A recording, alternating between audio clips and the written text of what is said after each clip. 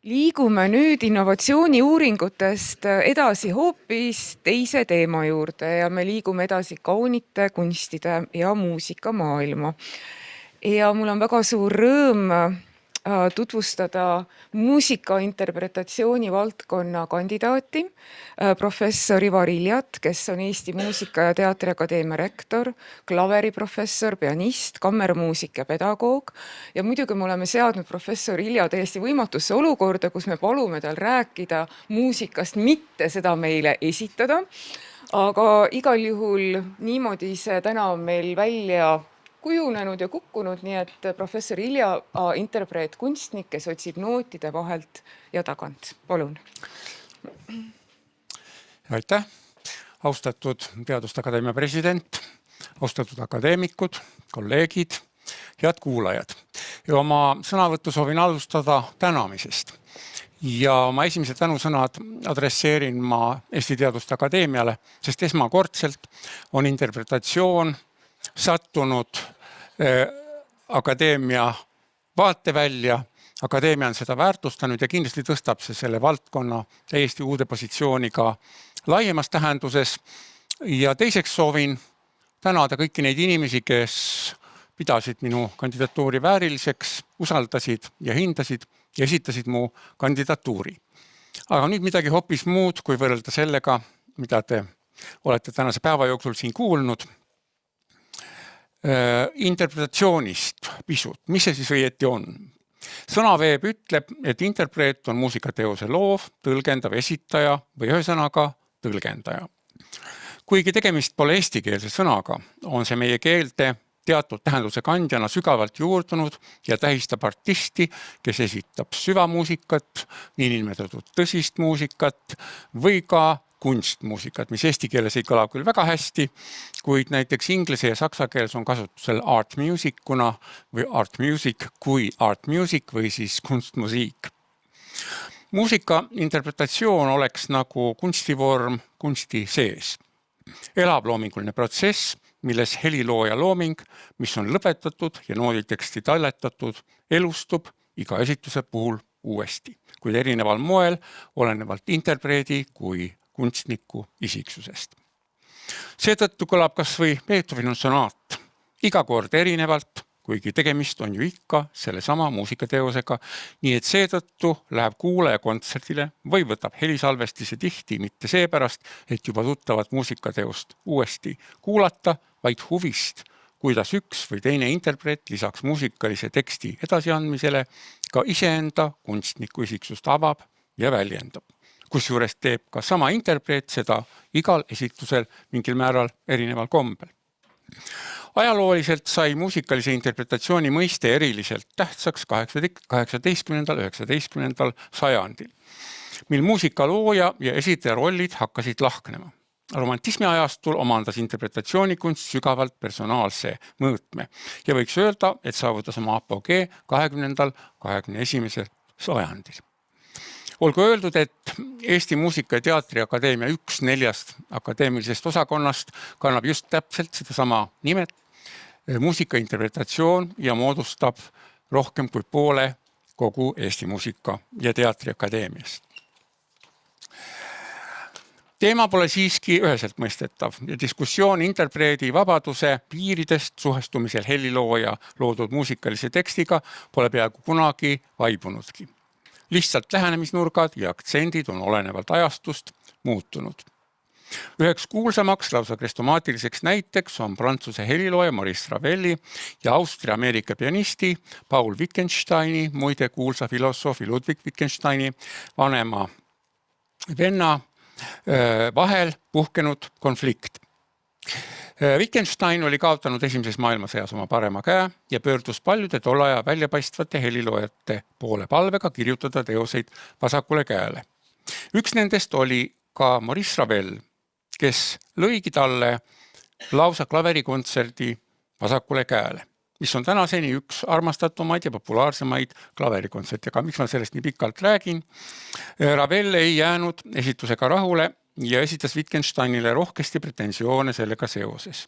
Kuid sai Ravellilt selge ja ütles, interpreedid pole orjad. Maurice Ravel vastas üheselt ja üheselt mõistetavalt, et interpreedid on orjad.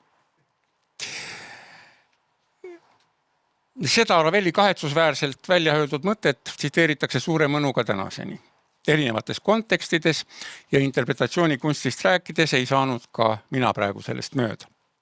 Olles ise küll suur vabaduse armastaja, tunnistan, et teatud piirini on interpreedid tõepoolest kirja pandud muusikalise teksti orjad, kuid sel korral panen selle jutumärkidesse. Kõigepealt on interpreedil ju vabadus valida, millist teost üldse mängida või mitte mängida.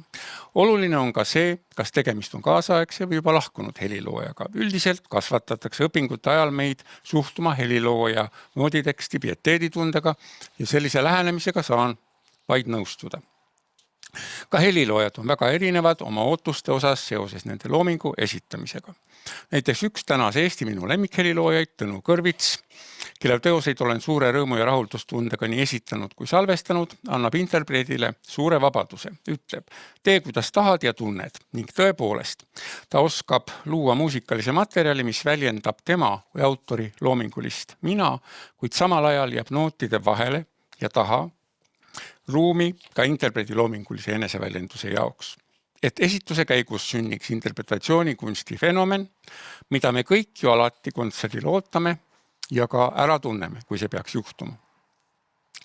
Nüüd siis põikan oma ettekande kõige raskema osa juurde. Teaduste Akadeemiast saabunud kiri sedastab, et ettekandest palume pöörata tähelepanu järgmistele aspektidele. Teie olulisemad loomingulised saavutused, mille poolest on teie tegevus ühiskonna jaoks oluline, milles näete oma võimalikku panust Eesti Teaduste Akadeemia arengusse. Katsun need aspektid katta läbi iseenda ja oma tegevuse tutvustamise, enesekiitust kriitiliselt doseerides. Kuid on ju selge, et antud kontekstis oodatakse kandidaadilt pigem positiivset vaadet enda tehtule ja tulevikuvaatele. Sündisin Tallinnas 1959. aastal. Muusikalise hariduse sain Tallinna Muusikakeskkoolist, Tallinna Riiklikust Konservatooriumist ja Moskva Tšaikovski nimelisest Riiklikust Konservatooriumist. Erialaks oli klaver ja lõpptulemusena kukkuski välja interpreet-pianist. Oma professionaalse tegevuse peaksin jagama 4 tinglikuks osaks, kuigi see kõik on ikkagi tõukuv muusika ja interpreedi tegevusest, tulenevatest seostest ja mõjuritest. Tegevus solistina ja kontsertpianistina on väga tihti just see, millest noor klaveriõppur unistab. Võimalus olla üksinda laval ja umbes 2 tunni vältel hoida klaverikunsti kütkis saali täit inimesi on suur väljakutse, kuid samas ka erakordse rahulduse ja õnnetunde hallikas, kui see võimalus tekib ja õnnestub. Kui heli või kunstiteos või teadussaavutus on saavutused, mis jäävad püsima alatiseks, siis interpretatsioonikunsti kõrghetked eksisteerivad vaid reaalajas ja jäävad kuulajate hinge üksnes mälestustena läbi elatud emotsioonidest ja tundeliigutusest. Loomulikult on ju olemas helisalvestised, kuid see on omaette fenomen, mis üldjuhul ei suuda täielikult talletada ja edasi anda artisti ja kuulaja elavast sünergiast sündivat pinget, meelte erksust ja tunnete jõudu. Seetõttu on interpreedi ilmselt olulisemaks saavutuseks, kui ta annab kontserte ja publik neid kuulama tuleb. Oma esimese päris soolokontserdi andsin Estonia kontserdisaalis 1. märtsil Frédéric Chopini sünnipäeval 1980. aastal ja kavas olid ka muidugi Frédéric Chopini klaveriteosed. Sellest ajast tänaseni olen esinenud solistina lisaks Eestile paljudes välisriikides, Soomes, Rootsis, Saksamaal, Venemaal, Prantsusmaal, Leedus, Lätis, Hiinas, Suurbritannias ja mujal. Andnud soolokontserte ja esinenud solistina orkestrite ees. Minu repertuaari peamise osa moodustab romantilise ajastu muusika, Chopini, Brahmsi, Schumanni klaverilooming, aga ka näiteks Brittani ja Prokofjevi ja Skriabini teosed. Eesti heliloojatest kuuluvad sinna olulistena Tõnu Kõrvits, Eduard Tubin, Ester Mägi ja Eduard Oja. Klaverikontsertidest olen sümfooniaorkestritega korduvalt esitanud Johannes Brahmsi mõlemaid ülinõudliku klaverikontserti, Mozarti mõlemat minoorsed kontserti, Tšaikovski klaverikontserti, Prokofjevi 3. Brittani klaverikontserti, Penderecki klaverikontserti Resurrection ja nii edasi ja nii edasi. Ja muidugi mõlemat Chopini klaverikontserti, nendest esimest kindlasti tublisti üle 20 korra. Milline neist suurest hulgast kontsertidest on olnud olulisem saavutus, on raske öelda. Ise pean üheks selliseks 6 korral, 6 järjestikusel päeval Saksamaal eri linnades esitatud Chopini esimest klaverikontserti. Minu kontserttegevust on hinnatud Eesti Vabariigi kultuuripreemiaga 2000. aastal ja Muusikanõukogu interpretipreemiaga 2006. aastal ja mitme Eesti Kultuurkapitali aastapreemiaga. Teiseks oluliseks, kuid minu jaoks kõige südamelähedasemaks valdkonnaks on läbi aastakümnete olnud tegutsemine pianist-kontsertmeistrina, liidpianistina, vokalistide lavapartnerina. Nagu ikka ühel heal lapsel on mitu nime, on sellel valdkonnal nimetusi veel ja veel.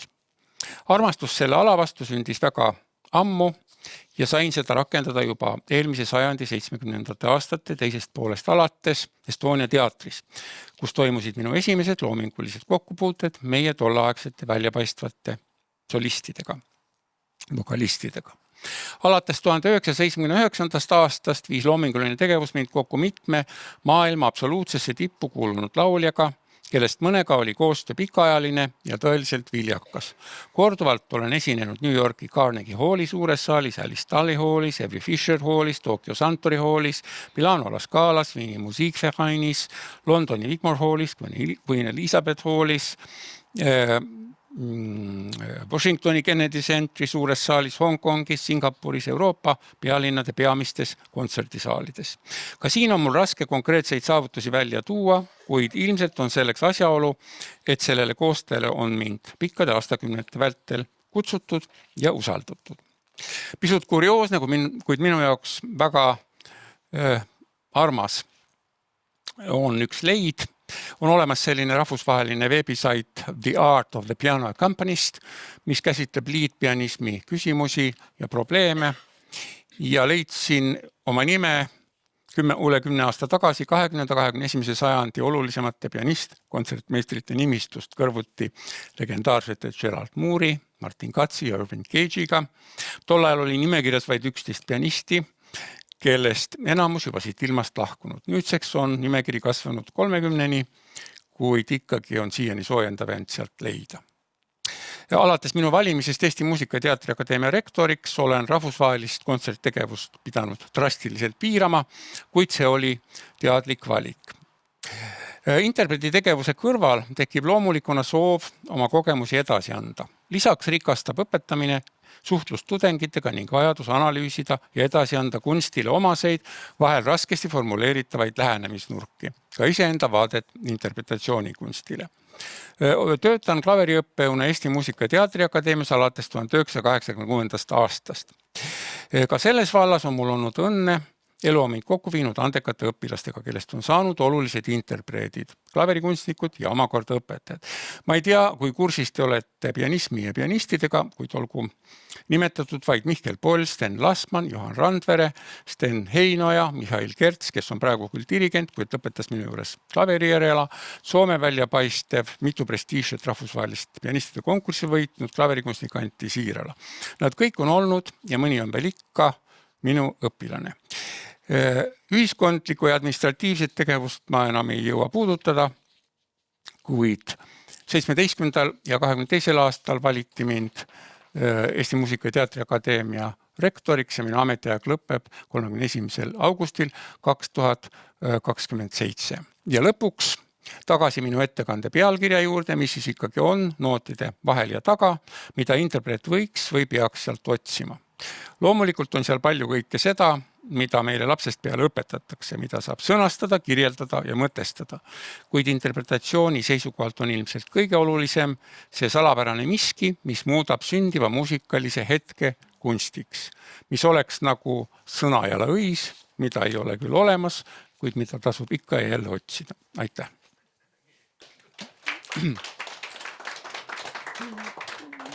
Suur tänu, professor rektor Ilja, nende kaunite sõnade eest ja ma endiselt avaldan kahetsust selles osas, et meil ei ole klaverit põõsas ja et küsimuste ja vastuste vooru asemel ma meeleldi paluksin teile väikese Chopini sonaadi mängida, kuid kahjuks... No väikseid sonaate ma ei tea, need üks kestab 20, teine 30 minutit.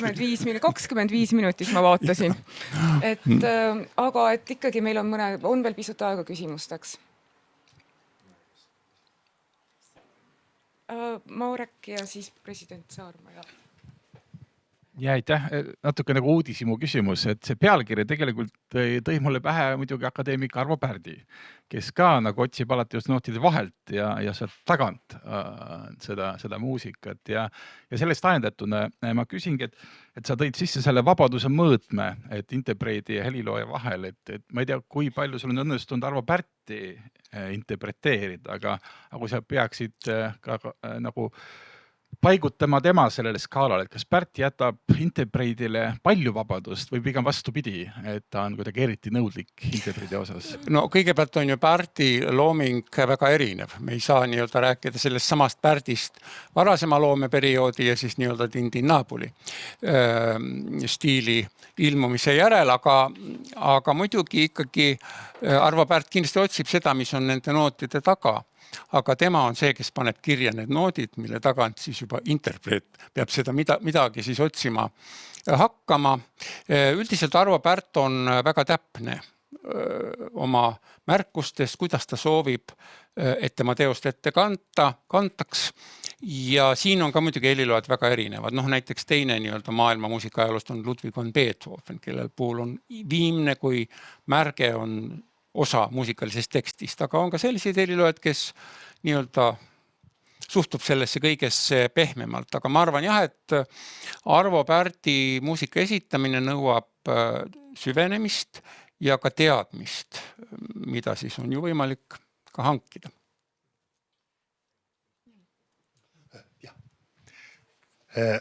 Aitäh!